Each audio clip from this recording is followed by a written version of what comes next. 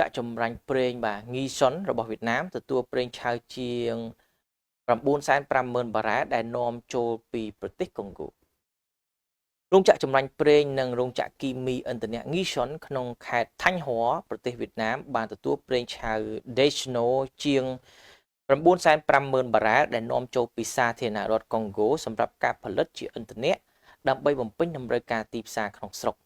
យោងតាមសារព័ត៌មាន Vietnam News ចេញផ្សាយនៅថ្ងៃទី 18 ខែឧសភាកន្លងទៅការដឹកជញ្ជូនប្រេងឆៅនេះត្រូវបានរៀបចំដោយសាខាចែកចាយផលិតផលប្រេងឥន្ធនៈ P1NDB ដែលជាក្រុមហ៊ុនបិទសម្ព័ន្ធរបស់ក្រុមហ៊ុនឧស្សាហកម្មនិងថាមពលជាតិវៀតណាម Petro Vietnam ដើម្បីជួយរក្សាប្រតិបត្តិការប្រកបដោយស្ថិរភាពនៅរោងចក្រចម្រាញ់ប្រេង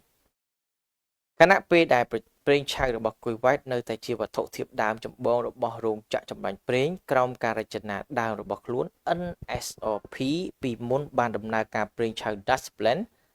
ដំបូងរបស់ខ្លួនដោយជោគជ័យដែលជាផ្នែកមួយនៃកិច្ចខំប្រឹងប្រែងដើម្បីដោះស្រាយប្រភពវត្ថុធាតុដើមដើម្បីជំនួសដោយសុវត្ថិភាពនិងមានប្រសិទ្ធភាព